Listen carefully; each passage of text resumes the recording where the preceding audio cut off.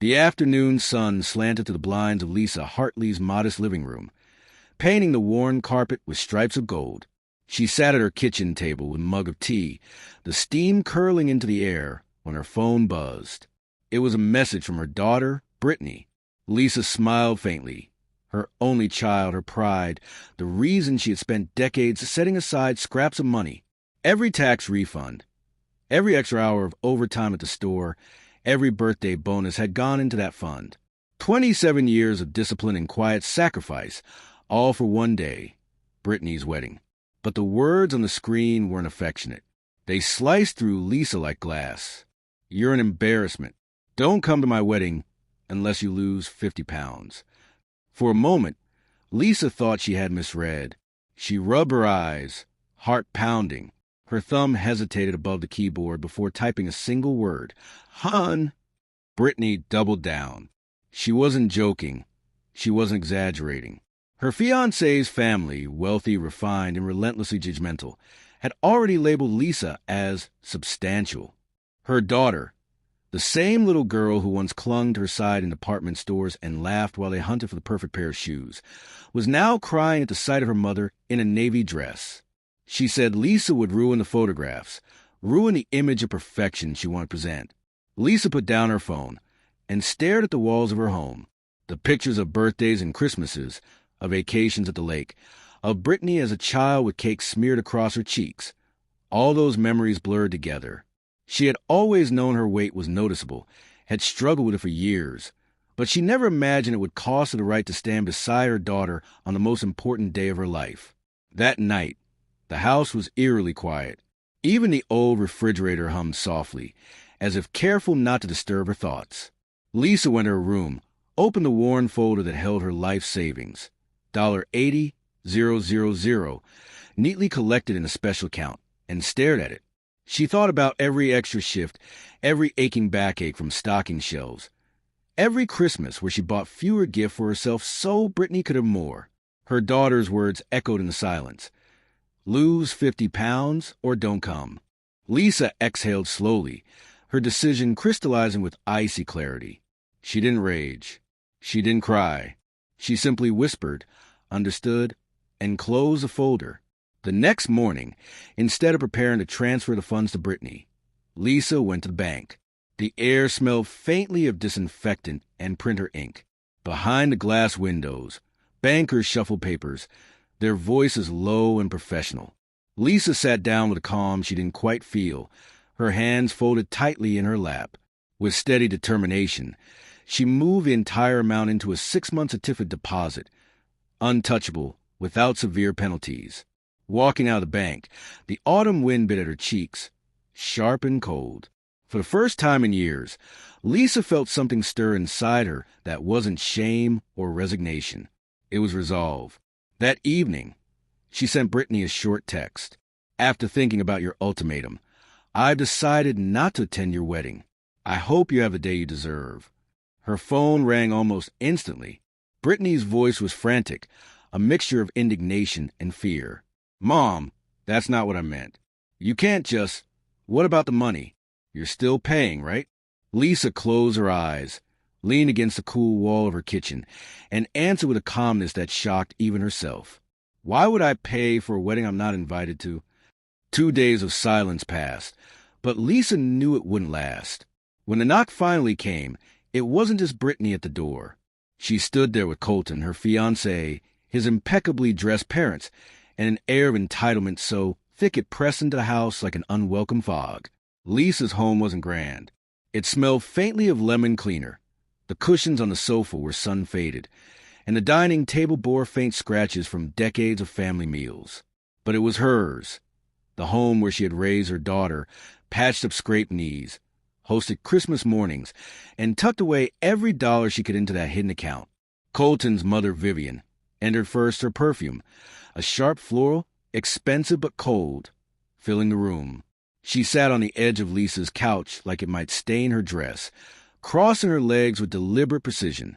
"Lisa, dear," she began, her voice silky and condescending, "let's discuss this reasonably. Withholding the funds, well, it seems rather vindictive." Lisa folded her hands in her lap, her heart pounding but her face calm. I'm only respecting Brittany's wishes. She doesn't want me there unless I lose 50 pounds. Since I can't do that in 3 months, I won't be attending. Vivian arched a perfectly drawn brow. But surely, regardless of your attendance, you'll still honor your commitment. Think of it as an investment in your daughter's happiness. Before Lisa could answer, Colton's father, Richard, leaned forward. He had the smooth voice of a man used to closing deals in boardrooms, not living rooms.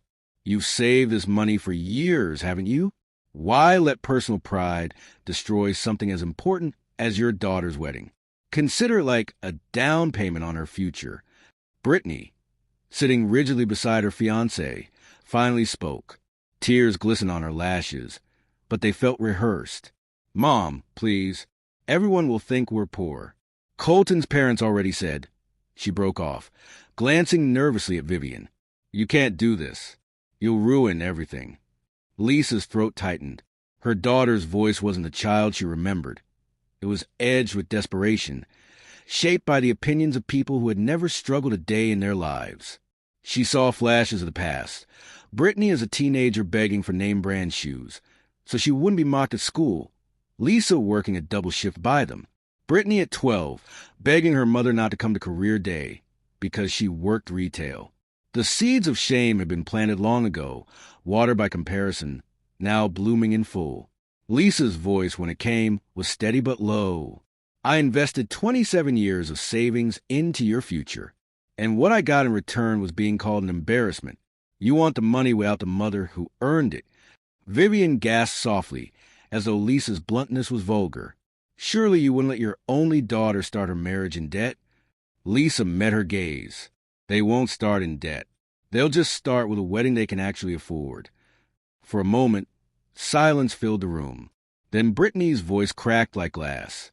If you do this, I'll never forgive you. Lisa leaned back against her chair, her hands trembling slightly but her eyes unwavering. You already don't respect me. What's forgiveness without respect? Colton stood suddenly, his polished shoes clicking against the worn-wood floor. His voice was sharp, rehearsed from law school lectures and boardroom ambitions. We'll sue you. Promissory estoppel. You promised that money, and we built contract around it. Lisa didn't flinch. Instead, she pulled out her phone and swiped through until Brittany's messages lit up the screen. She held them out like evidence in court. Here's your contract. An ultimatum about my weight, followed by me saying, understood. Where's the promise? Vivian rose to her feet, her face stiff with disdain. She adjusted her pearls and delivered the final insult as if it were a benediction. Well, I suppose the apple doesn't fall far from the tree. No class, Lisa. None at all. Lisa's laugh was quiet, almost tired, but sharp enough to cut. Difference is, Vivian, I don't need to buy my class.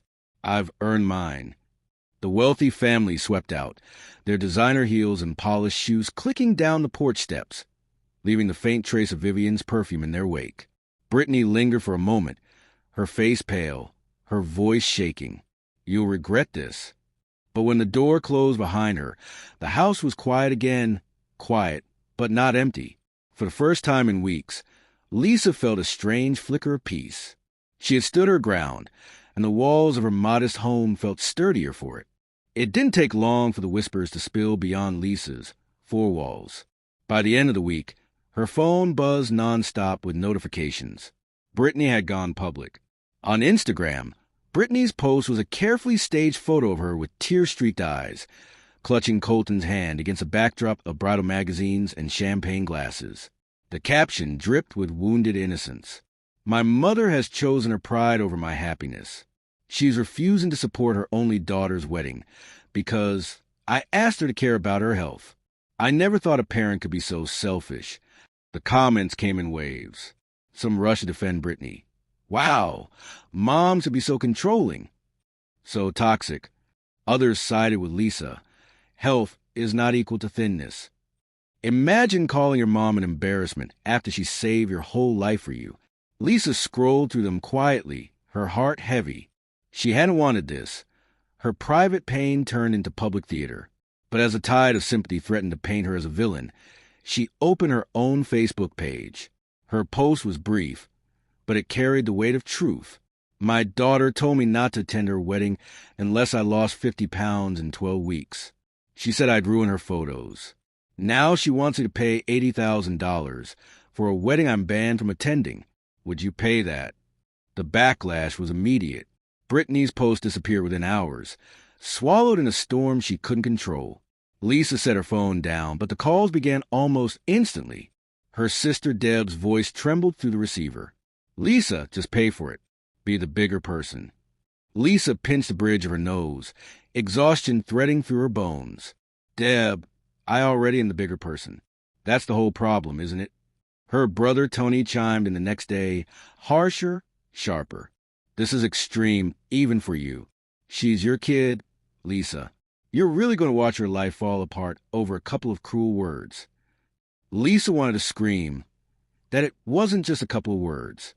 It was decades of quiet digs, of hiding her mother at school events, of pretending Lisa's sacrifices weren't enough. It was being told her genetics would poison her daughter's children. But she only said, she told me I'd make her guests think her kids will have bad genetics. That's not just cruel. That's hateful. And still, the pressure built. Brittany wasn't done. A week later, an envelope arrived, an invoice, formal and itemized, demanding payment for venue deposits, catering, photography. Scribbled across the bottom were the words, verbal agreement, mother will pay in full. Lisa's laugh was bitter, hollow. She handed it to her friend Marcy, a paralegal, who laughed until tears rolled down her cheeks. This wouldn't hold up on a daytime TV court show, Lisa. Let them try. But fate had one more twist to deliver. The call came from Nicole, Brittany's maid of honor. Her voice was hesitant, almost guilty. Mrs. Hartley, I think you need to know something. Lisa frowned, the air in her kitchen suddenly colder. What is it? Nicole hesitated, then spoke quickly, as if afraid the words themselves might burn. At Brittany's bachelorette, she said some things. She told us once you paid, she was cutting you off, said Colton's family didn't want you around, and that you were just the bank of mom. She even practiced this whole speech about boundaries and toxic relationships. Lisa's chest tightened, her stomach flipping. You have proof. There was silence, then a beep. A video file appeared in Lisa's messages. With trembling hands, she pressed play. There was Brittany. Tipsy on champagne, Lisa had likely helped fund, her laughter loud and unrestrained. Once the check clears, I'm limiting contact. Mom thinks she'll be grandma of the year, but my kids won't even know her name. I'm trading up families. Colton's parents have real class. I'm done being embarrassed. The words cut deeper than any ultimatum ever could. Lisa sat frozen in her chair, her mug of tea growing cold in her hand. For years, she had worried that her daughter's love was conditional, tied to appearances, to money. Now she had proof. And for the first time, anger outweighed sorrow. Lisa uploaded the video with a simple caption. When you find out you were just an ATM of feelings. The storm that followed was unlike anything Brittany had expected. Thousands saw it. Comments flooded in, not of sympathy this time, but of outrage. Words like user, manipulative, gold digger filled the feed. By nightfall, Lisa's phone wouldn't stop buzzing. Some messages were cruel, others supportive, but one thing was certain. The truth was out, and Brittany's perfect facade was cracking. The first cracks appeared like hairline fractures in glass. Small, almost invisible, but growing fast. It started with a call from the venue. Their crisp, polite voice carried a heavy undertone. The balance of $30,000 was due in less than a week. Brittany hadn't told them her mother had withdrawn. They expected full payment. By noon, the caterer had called too, then the florist, then the photographer. The numbers piled up like a tower of debt ready to topple. $25,000 for catering, $8,000 for flowers, $7,000 for photography, $5,000 for the band. Each deadline loomed, immovable and final. Brittany panicked. She called her mother again, her voice high and frantic, but Lisa didn't answer. She called again and again, until finally Lisa picked up, her tone steady, even bored. Mom, please, you don't understand. The venue will cancel. The caterer says if we don't pay, they'll serve someone else. The photographer is threatening to give our slot away. Everything will be ruined. Lisa sipped her tea, listening to the desperation in her daughter's voice. You'll lose a party, Brittany. I'll keep my dignity. You can come to the wedding, Brittany blurted suddenly. You don't have to lose the weight. You can come as you are. Lisa almost laughed at the absurdity. How generous of you to let me exist in my own body. Mom! Brittany's voice cracked, rising to a sob. What do you want from me? What do you need to hear? A real apology, Lisa said quietly, in front of Colton's family. Not whispered, not half-hearted. Real, because this isn't about money. This is about respect. There was silence on the other end. Then a whisper. I can't. They already think you're. Her words trailed off, suffocated by shame. Lisa's answer was final. Then enjoy your pizza party. And she hung up. At 4:47 p.m., Colton himself called. His polished calm was cracking. Mrs. Hartley will take out loans. We don't need your money. Good for you, Lisa said. You don't understand, he pressed. Brittany's devastated. You're destroying your relationship with her over pride. No, Lisa answered, her voice sharp as steel. She destroyed it over my weight. I'm just refusing to fund the demolition. By 5:03, the venue canceled. By 6:15, the caterer pulled out.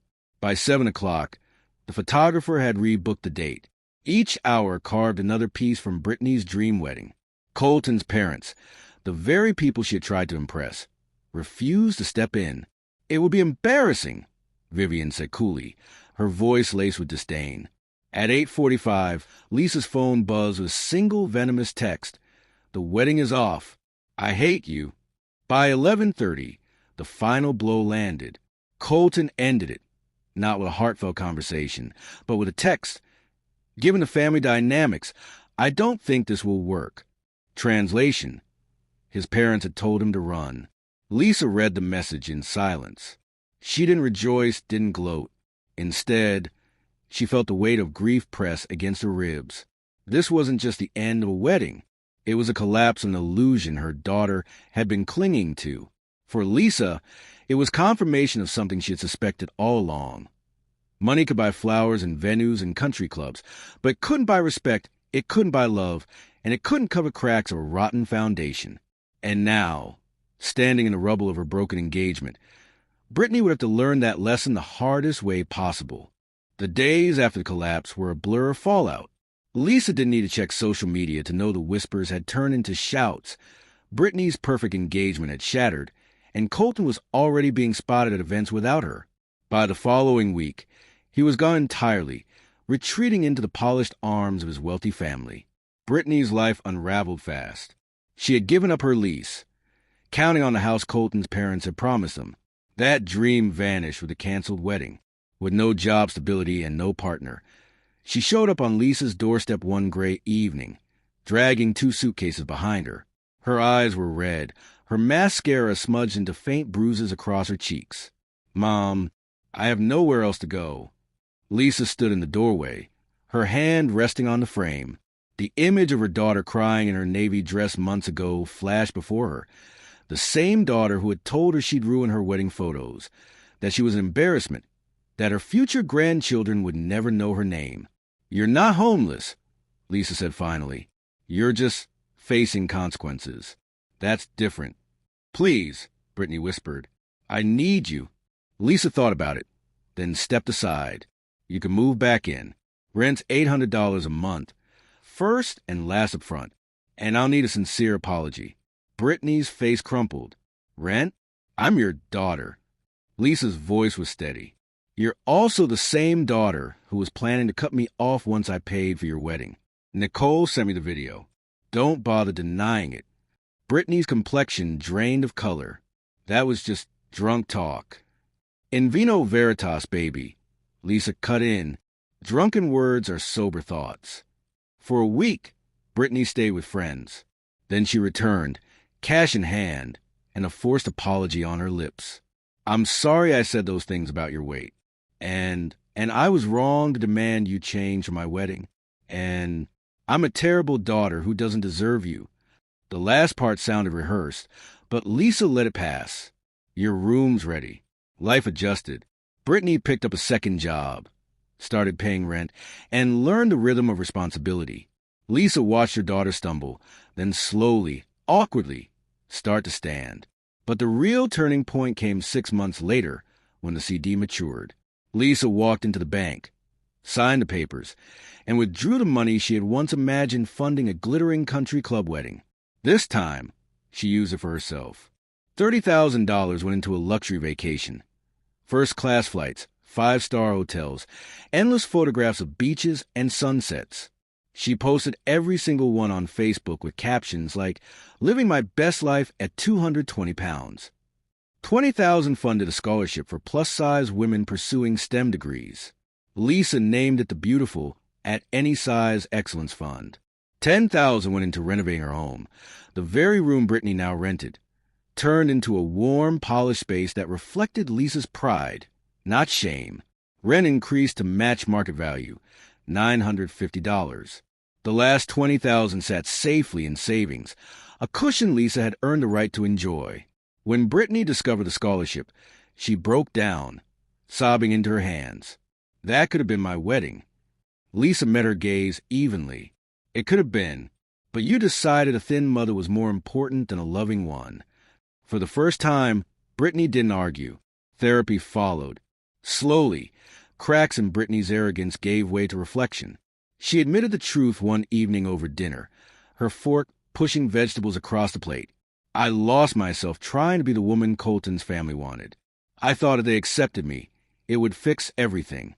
Instead, I almost lost you. Lisa swallowed hard.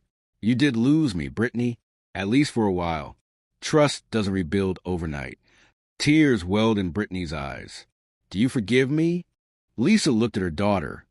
Older now, humbled, less polished but more real. I'm working on it. Love doesn't vanish. But forgiveness, that takes time. For the first time in months, Brittany laughed, a small, genuine sound. I was an entitled brat, wasn't I? Lisa smiled faintly. Past tense, if you keep working at it.